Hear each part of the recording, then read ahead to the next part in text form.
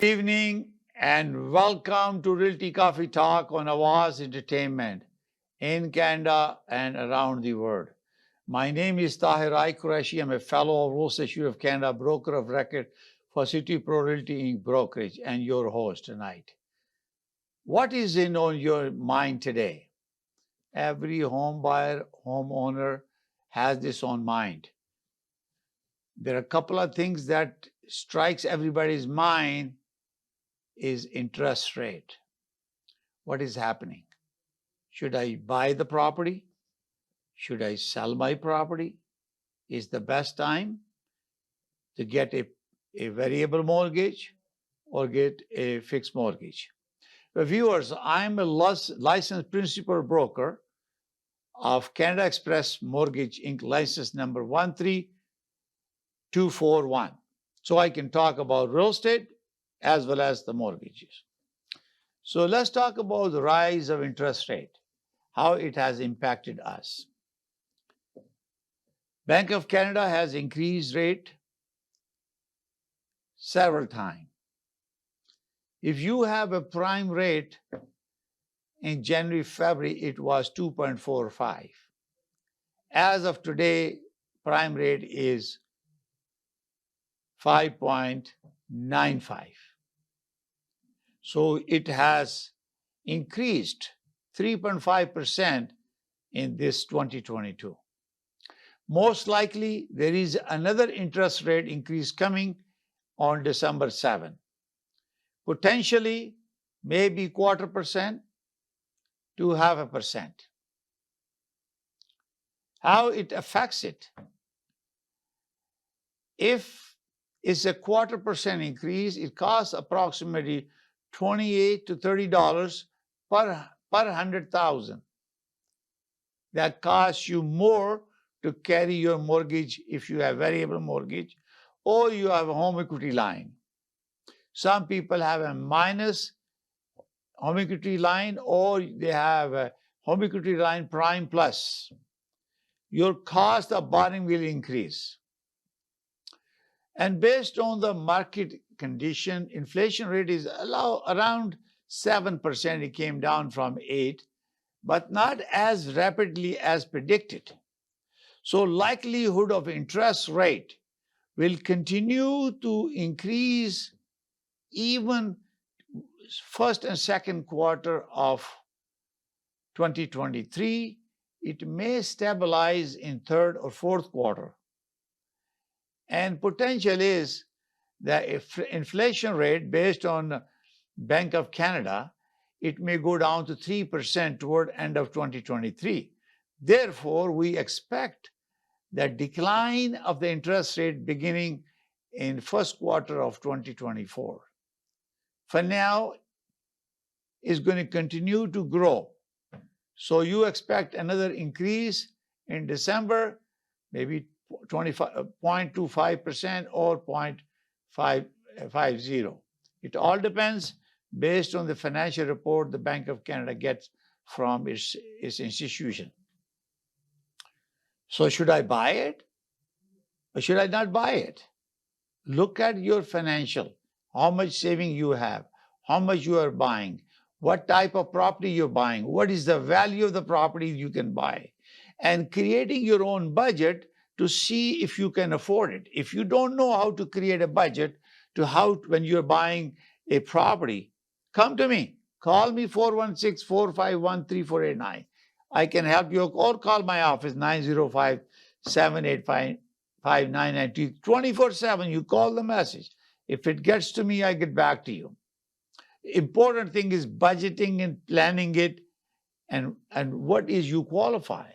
I put together a calculator.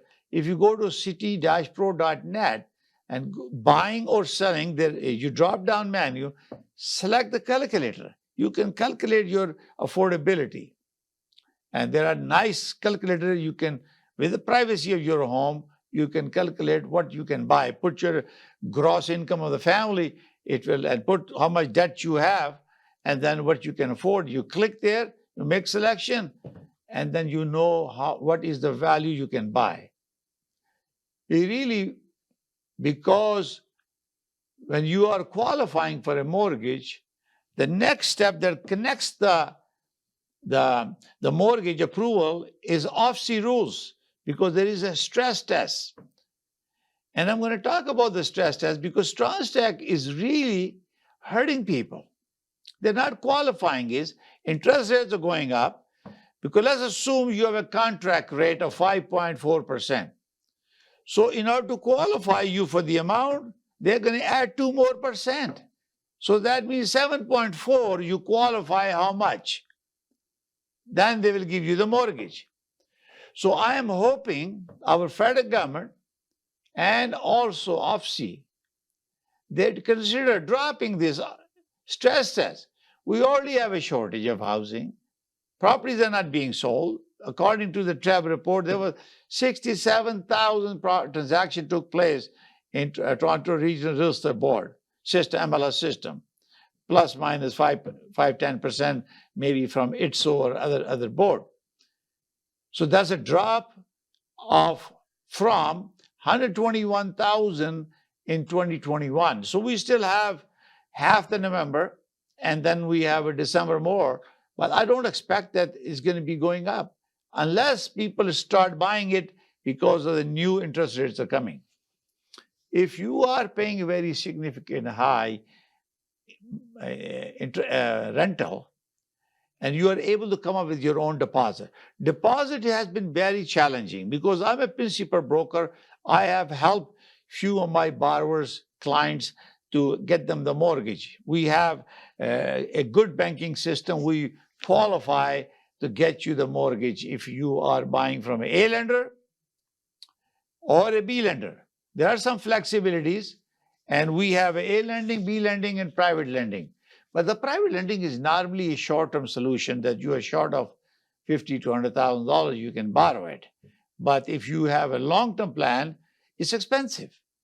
We have a lender who will charge less money as compared to a lot of brokerage. We charge 1% as a brokerage fee and 1% for the lender fee. So pay you 2% and you get the B lending done through our brokerage. If you want to learn more about it, go to express-mortgage.ca. An email will come to me and I'll give you the information that you need to fill out and we can help you. But we have if you are in a high loan-to-value ratio is higher than 80%, through my brokerage, you can get about 5.9% 5-year fix. But if your mortgage, if your loan-to-value is 75 to 80%, the rate is 5.29% as of today, 5-year fix. And if it's 70 to 75%, is 5.24%. And it is valid for 120 days. So if you are looking for that, you please get back to me and I can help you. There are so many B lending criteria that we have to go through. And there are very easy way of getting the money. And you have to do proper presentation. You have to disclose all the information that you have in order for it to qualify. The OFC rule, I'm hoping that the government is listening to our program. They eliminate the OFC rule because this addition 2% is really hurting people to get into the house because sometimes they're inches close to buy the property they want, but because of this 2% risk factor, they are not able to get that house of their choice. And they have to resell it again later on to buy into from semi to detached, condo to townhome, or to townhome to semi. So this is very important that the OFC rules are eliminated. I hope that they're listening. The biggest challenge is that when you are, interest rates are impacting you, their affordability is affected. Because when you are calculating the mortgage, one is to qualify. Let's assume you qualify for the mortgage. Now is affordability. Can you really afford it? Because you have to pay monthly. So far, the increases that took place, some people are paying, unless they have a fixed mortgage, over $2,000 more now if they had a variable mortgage, depending on the loan. a month on top of the mortgage because of interest rate, if you have $1 million mortgage. So this is why it's very, very important, affordability. Not only want to qualify, that you qualify, but are you comfortable to qualify? Or you're stretching it. You're closing all the business activities, you stop buying the car, or you need to support your family, your kids. You're cutting down all the pleasure of your life when you are buying a house. And you have no money to celebrate your life. House is about enjoying a family, making a home, enjoying it, providing shelter, have a good laugh and enjoyable. But if you are in stress, worried about your money coming, you're paying for the line of credit, you're paying for your car, you're paying a mortgage, you're paying property taxes, you're paying CRA, clothes, food, gasoline, auto insurance, all these expenses when you put together, you see, oh, can I really afford it? That's why under MBLLA, as a principal broker, we look at the know your client, that we need to create a kind of budget sheet to see where they stand in terms of their gross debt and total debt service, so that can they afford it, this mortgage. And then suitability is the assessment, the product that we are offering to them to live into that house or the mortgage that we are arranging to make sure they can afford it. So affordability is a big challenge for people with a limited income, because the income has not increased as significantly as the inflation or escalation of goods and services that you buy for living. Inflation is really impacting it, because supply and demand issue, there is a demand for everything and there is a shortage of supply. Some supply is created created because the goods are not produced in Canada. They brought in from overseas. Shipping costs has increased. Time to grow or to bring or manufacture has increased. So therefore, it affected inflation. Inflation affected our human life in Canada, because we are buying those things and there is a short of supply and production has not reached the capacity. Within Canada, production has increased to almost 90-95%. So that means things are getting in very normal. In next month or two, we should be 100% on our production capacity.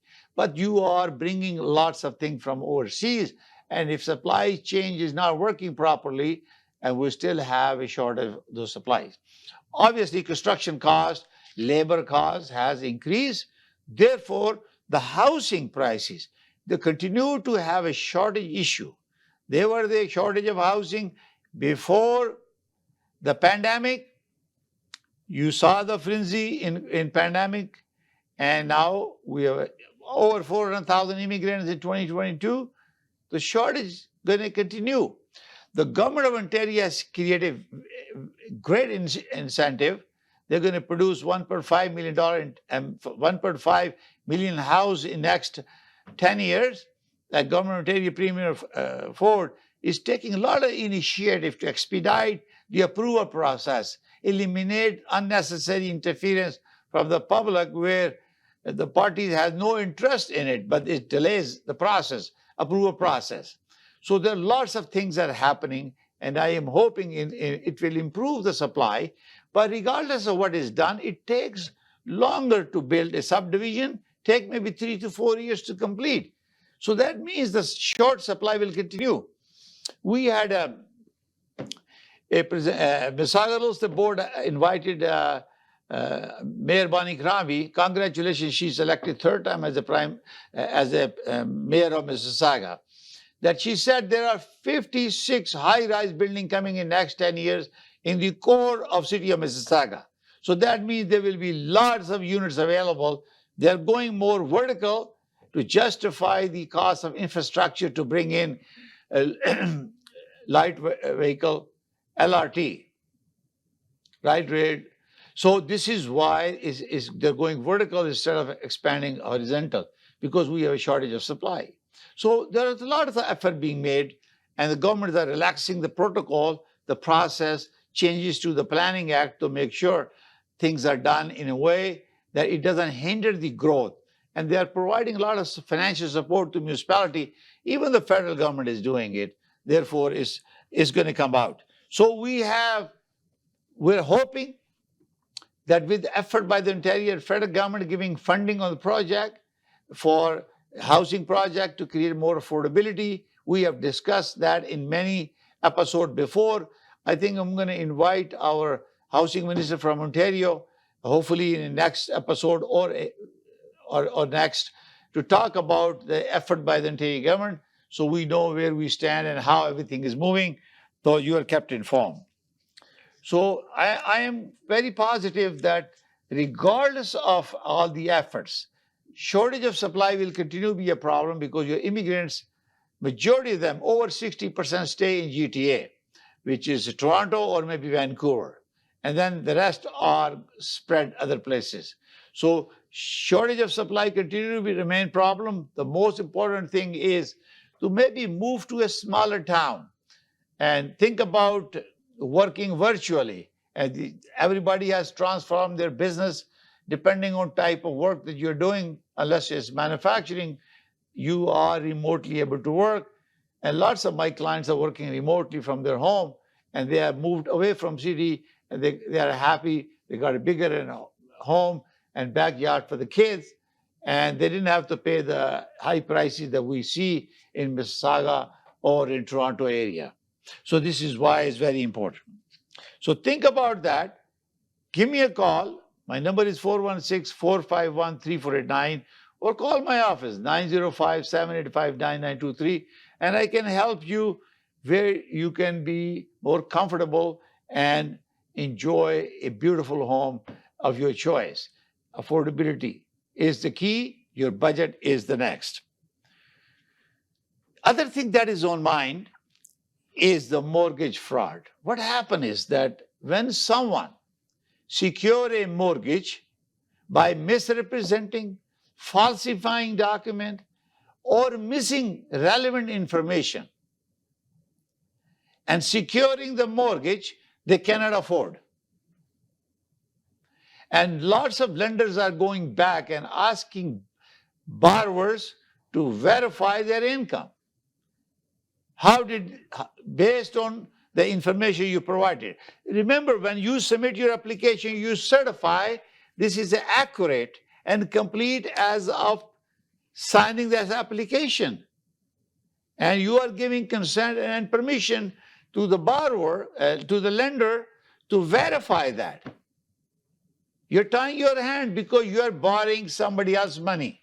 You are asking somebody to give you the money to buy your house. And if you are giving a misinformation, or you have gotten through people, professional who have a license as a realtor or mortgage agent, or even the lender, who have bent the rules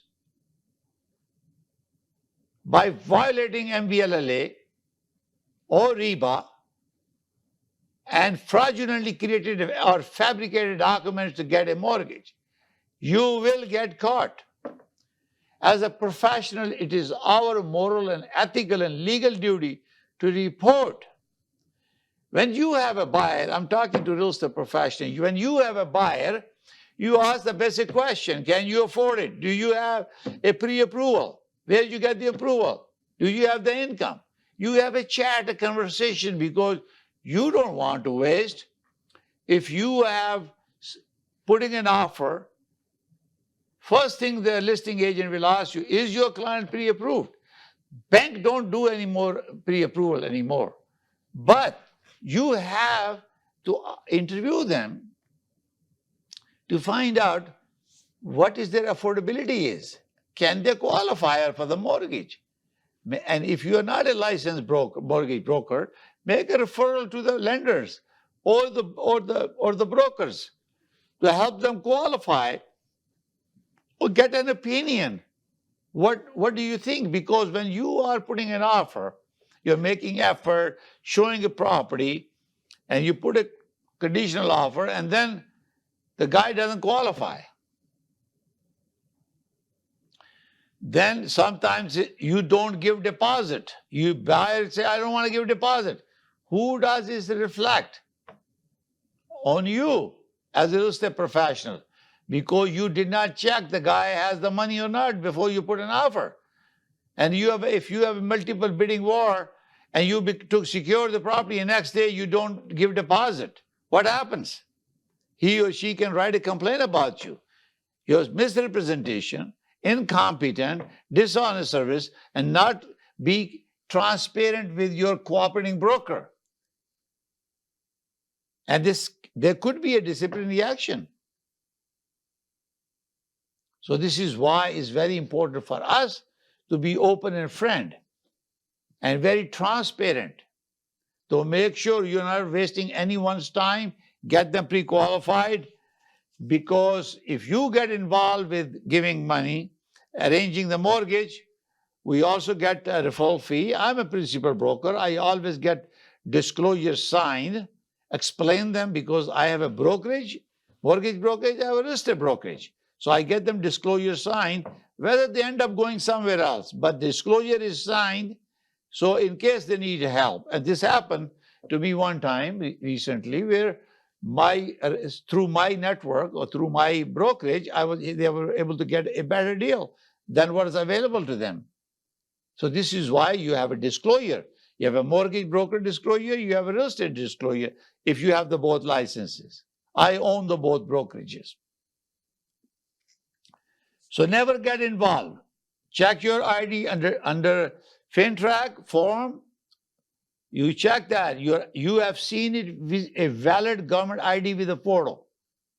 Corporation, you have article corporations, and you get the individual executive director who has signing authority. Also verify that person who is saying, I have the authority to bind the corporation. If you're dealing with a commercial, even the commercial is buying residential home. They're Canadian, they can buy it. But you need to find out that individual's name there is the one. And I always complete personal and corporate both for the person who's going to sign.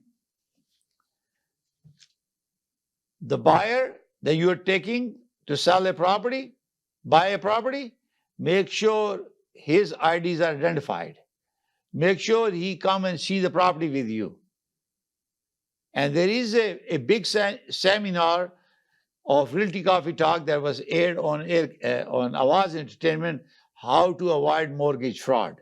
So you can go to realtycoffeetalk.com or my YouTube channel, Tahir Qureshi, where you can look for how to avoid mortgage fraud, especially for real estate professional involved. It gives you the red flags, type of the mortgage that's happening and how we can avoid. Recently, Real Estate Council of Ontario sent out a message. There was in the media, some agent was involved with a mortgage fraud. So they're going to take very strict action if they are found with a proper complaint and compliance protocol we're going to talk about toward the end of the program. So please avoid such thing. If your buyer cannot qualify based on the income, based on the notice of assessment, they don't have an employment to verify, please don't do it. It's better to lose that business than get in trouble. Okay? The next term is failing deals. That's on our mind. So we have interest issue, stress issue. We also have affordability issues in our mind, mortgage fraud. Who is doing it? Lender. Sometimes lenders employee take money under the table to arrange a mortgage. That's a fraud. That's a criminal act. Now, what happened? When you take a mortgage based on, you stretch yourself, you got the mortgage, now you're going to close it. You're ready to close the deal. Banks send out 10 days before, get your appraisal. And now your appraisal came 100,000 below the APS price. Who's going to pay that 100,000? This is happening. This happened. It's happening. somebody. Who is that? The person is the buyer. He or she bought a property for 1 million. Now let's assume is 900,000 appraised value. So he need that 100,000 to close the deal. Otherwise, he cannot do that. Close the deal because he has shortage of money. So you have to think about that. Do you have a contingency plan? And this is a smart real estate professional will help you to analyze and mitigate the losses. And they create that budget and create that risk to make sure your client have additional funds to cover that risk. But when you are buying the property, and if you do not analyze that risk, you are going to get in trouble. And not only you're going to get trouble in buying that property, you may already sold your property. And you need money from your property. Or similarly, another buyer who was buying your property could not close, and you have another property that you bought, you are closing. So there are multiple reasons that deal can collapse. So it's always a good idea to close your property first, and then you close the other one. I have just recently closed a property that closed yesterday, and my client who sold that is closing tomorrow. So it gives a lot of time to the lawyers to do the paperwork. So you can get in trouble when you don't close the deal the date you have set for closing. Major issue is always banks saying, refuse to give you the money. You know why? One is appraisal. Second thing is they discover the information provided to secure the mortgage is missing relevant information. They don't have to give you the money because you agree to provide accurate and complete information. Or the paperwork that you submitted for employment is not accurate. They're fabricated. Or the amount that you declare your application is not supported by the employer. Or some other changes, other issues. So you fail the deal. And what happened? If deal fails, real estate profession, we don't get paid until deal closes. So we lose that avenue. If we have to support our family, pay for the mortgage, pay for our car, gasoline that we drive around, showing the properties, and other expenses, looking after the home and family, we suffered. So it's not prudent to pay attention to the details when you are helping and dealing with it. We're going to take a short break, and we'll come back and continue our conversation. What is on your mind today? Good evening, and welcome to Realty Coffee Talk on Awaz Ent in Canada, around the world. What is on your mind today? We talked about interest rate, OFC rules, or we call them stress tests, affordability, mortgage fraud, and failing deals. You know, in real estate professional, we don't get paid until the deal closes, and we wait to the last minute. Sometimes deals are 60 days, sometimes maybe 30 days, sometimes more than 90 days, sometimes 6 months. We don't get paid. So everybody has to realize that we don't get paid. We get only paid because we are a self-employed, independent contractor, except some commercial agent who are working for the brokerage. We need to make sure that we work very hard to stay in touch with the client, the mortgage agent, mortgage broker, appraiser, home inspector, lawyers, all people, lenders who are connected with it, to make sure you have a constant communication. If anyone need information, please provide them. So because failing deals happen, not only affects our living, it also impact the buyer and seller. because some buyer are buying the property because they sold their house. Some seller has sold their house, they bought another property. So one transaction will affect various family involved. It may affect 4 or 5 deals because each one is selling to upgrade or selling to downsize or relocation. So this is why it's very important as a real estate professional, we pay attention to the details and also appraise them. Because when a deal fails, there are consequences. Your deposit is forfeited, or you go to court, you will lose money. It takes several years. Then, if the seller has sold at peak time, highest price, and there is a decline in the prices, as you have seen, then any loss of the seller to sell that price equal to that amount or greater, through their lawyer, they will be suing you. You will be facing consequences of those failed deals. And litigation starts. So best thing is before you jump into buying or selling a transaction, sit down, brainstorm, form your team. You bring your lawyer, talk to your mortgage agent, or you talk to your real estate professional, appraisal guy, your inspector. If you want to do some improvement, you can maybe, with the permission of the seller, get a contractor to look at things that you want to change. But have a budget for everything. Without money, you can't do it. So it's very important that you avoid failing deal, not only that as a real estate professional, you lose your commission, but also your client get in trouble financially because of certain things happens. Other thing, important thing that is what's happening is called sale dropping. So if you have remember that in the first week of November, I shared with you the sale transaction for the October. Our sale in 2021 was 9,743. In 2022 October, we have sale 4,961.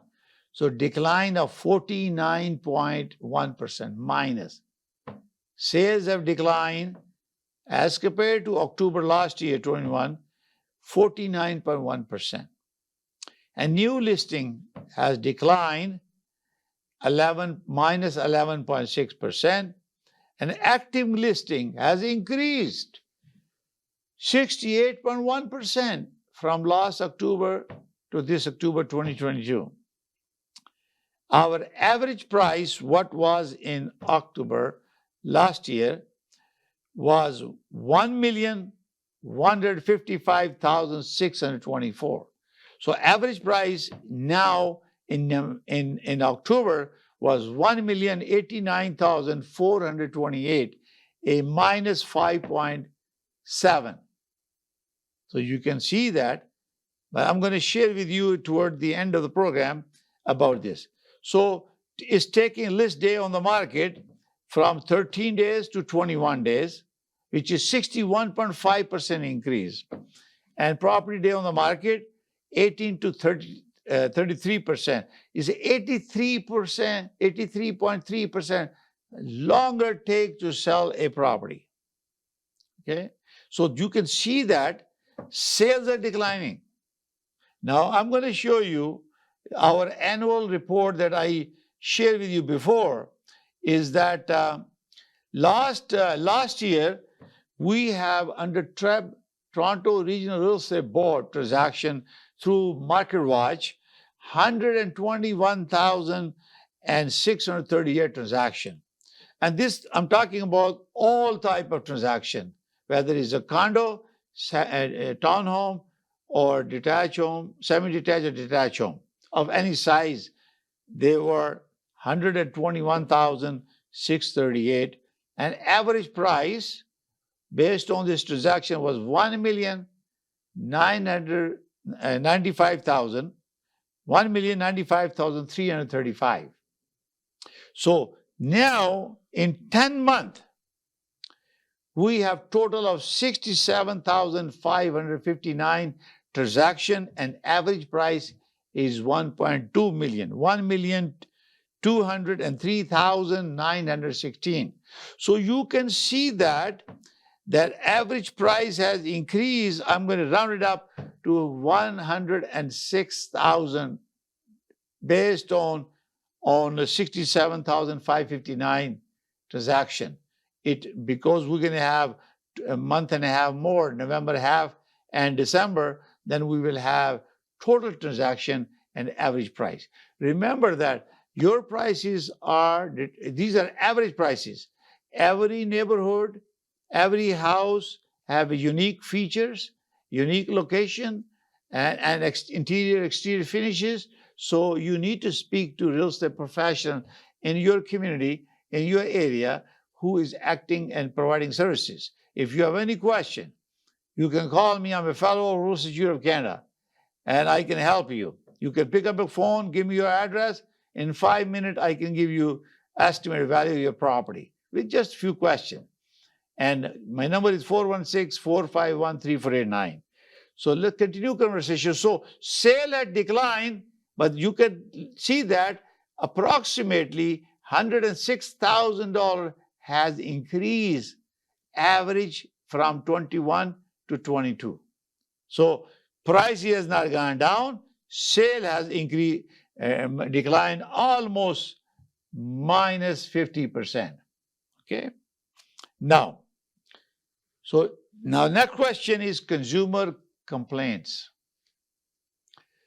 Ontario, in the province of Ontario, the government of Ontario have a law.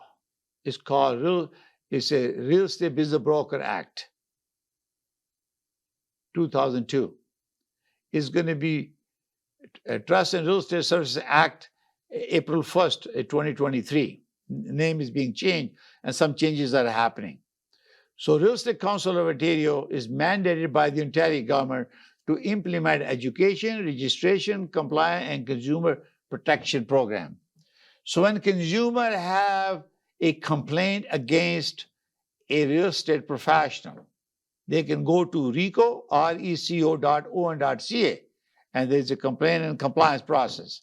You can write a complaint if you're unhappy or some unethical practice by a professional, because Government of Ontario wants to build confidence and trust in real estate, because 30% of our economy is based on real estate. So they want to make sure your trust is maintained. That's why we have a regulator. Amazing personality. He's been, Joe Riker is the registrar of Real Estate Council of Ontario. I've interacted through email and personally 1 or 2 times. Amazing personality. You can ask Joe if you have any question about real estate. Or you visit reco.on.ca. Ask any question. I'm a broker record for City Pro Realty in brokerage. If you have any question regarding Code of Ethics, Ontario Regulation 580/5 is called Code of Ethics under REBA. That has 53 chapters that talk about how to deal as a real estate professional.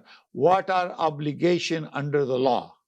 Dealing with fellow realtors, dealing with consumer, type of service we provide, what is competency we have, who we can make a referral to others professional. We have lawyers, we have inspectors, appraisers, depending on your qualification, unless you have a license.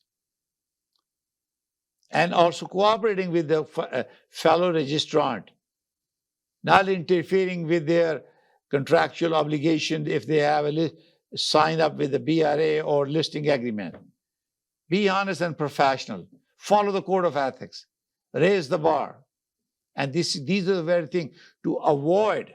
You probably, as a real estate professional, receive an email from RECO about the mortgage fraud they're investigating.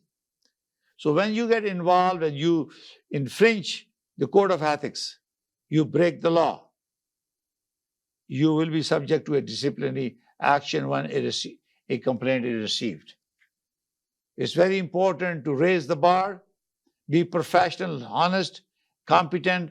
It's our obligation and our duty, fiduciary duty to the client, that we act professionally, ethically, follow the law, and make as a normal practice in your life. Good ethic, good business. You are watching Realty Coffee Talk on Awaz Ent. My name is Tahir Qureshi. I'm a fellow of Royal Institute of Canada and broker of record for City Pro Realty, and also principal broker of Canada Express Mortgage, license number 13241. If you have any question regarding Realty Coffee Talk and Awaz Ent, please call 647-484-0018 or call my direct number 416-451-3489. We'll see you next Thursday at 7 p.m. on Awaz Ent in Canada, around the world. Bye for now.